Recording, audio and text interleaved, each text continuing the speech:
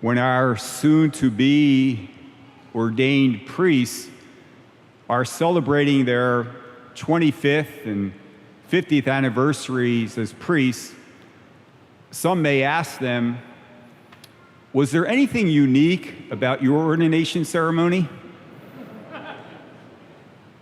No doubt, we could not imagine the answers they will give as we celebrate this year's ordination in the midst of a pandemic and with safety protocols like we have never seen before at an ordination. Thank you, dear candidates. Thank you, dear parents and families, for your patience throughout this process as we awaited the news if this would be the day that these men would be ordained. Throughout that moment of uncertainty, one of the candidates said to me, "No worries, Bishop. It's God's time. It's God's call." Indeed, it is God's time. And providentially, today, on the 6th of June, these men, your sons and brothers and friends, will be ordained the newest priests in the Diocese of Arlington. It's such a day of joy for them and for you, for their family and friends, all in our diocese, and indeed, the entire church. It is also God's call. As Jesus reminded us today in the gospel, it was not you who chose me, but I who chose you. Our communications team did a great job of producing 5 one-minute videos introducing these men to the diocese. I hope you get to see them. And there are a couple realities that the videos reflect. One reality is obviously they were recorded at a time when barbershops still were not open. And the other reality is this: just as he did with his disciples, the ones chosen by God hear his call at different stages and ages in life and come forward with unique gifts and talents and backgrounds. But the one reality they all have in common is this: it is the Lord who has chosen them and appointed them to go and bear fruit that will remain. And today, dear candidates, God also gives you a command and a promise, the same one that he gave to Jeremiah, his prophet. Have no fear, and know that I am here to deliver you. Although the circumstances of this year's ordination are unique, the truths we celebrate are the same as in any other ordination. In just a few moments, with the imposition of hands and the prayer of ordination, the handing on of the ministerial priesthood of Jesus Christ will be accomplished. And these men will be forever configured to the very person of Jesus Christ and sent forth in his holy name. The prayer of ordination that you will soon hear beautifully describes the ministry of the priest. It says the priest is to be a co-worker with the bishop.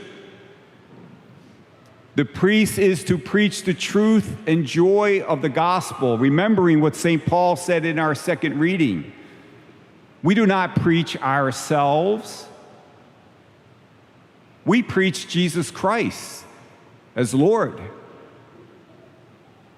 The prayer says that the priest is to be a faithful steward of the sacred mysteries, so that God's people are renewed with the waters of baptism and nourished with the gift of the Eucharist, so that sinners are reconciled and the sick are raised up.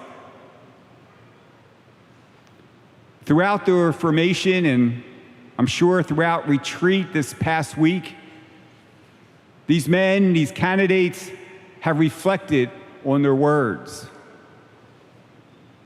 And in those videos I mentioned to you earlier, it was beautiful to hear their understanding of God's call to priesthood and the gifts that He makes available to them. Here's what they said. One candidate said that, "I know it's always before the Blessed Sacrament that I will find a warmth and a strength that are personal." Another said, "I know the Lord who calls me gives me Mary, His mother, is my mother, the mother priest, to help me in my time of need." Another said, "I know why Jesus tells us to leave everything and to follow Him, so that we might be free and be that bridge that leads others to God." Another said, "I know I am unworthy, and yet God will use me as an instrument of mercy." And finally, one candidate said, "I know how important it will be for me to thank God daily for the marvels He has worked in my life." Guillermo, and Joseph and James, Charles and Peter, remember those words. They will help to sustain you in your priestly ministry. The uniqueness of this year's ordination, in the midst of a pandemic,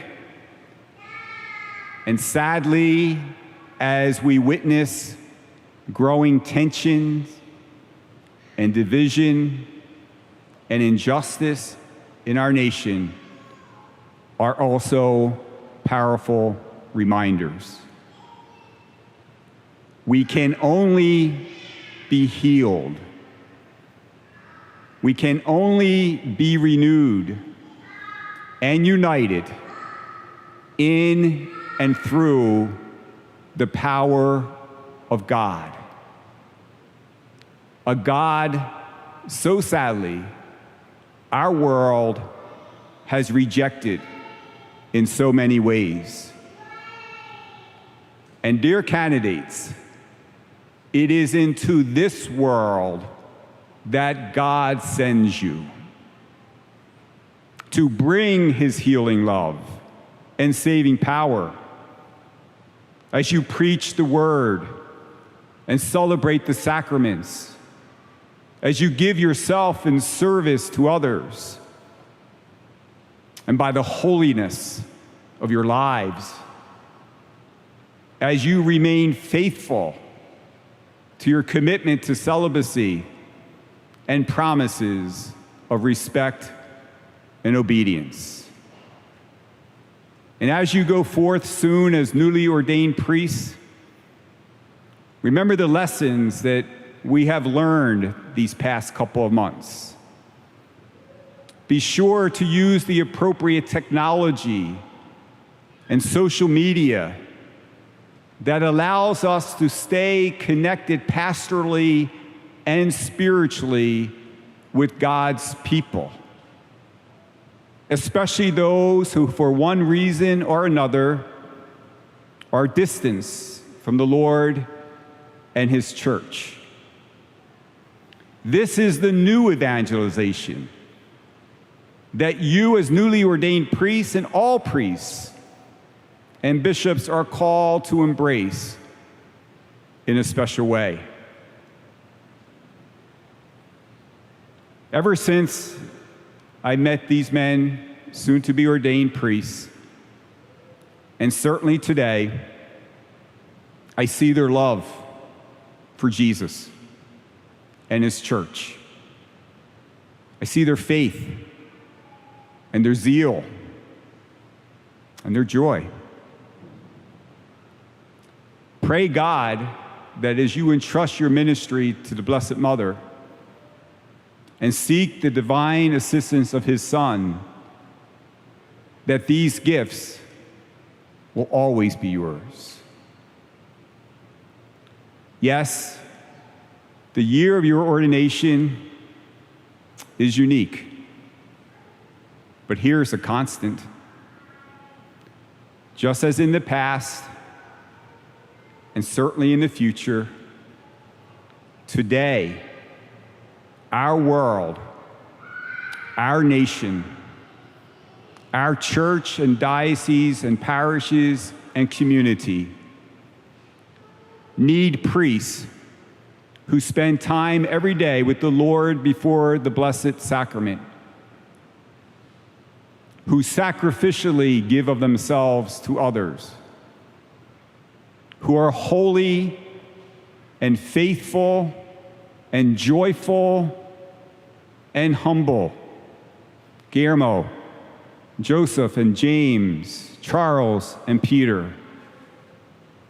With the sacramental graces you are about to receive, be those priests today and always. Amen.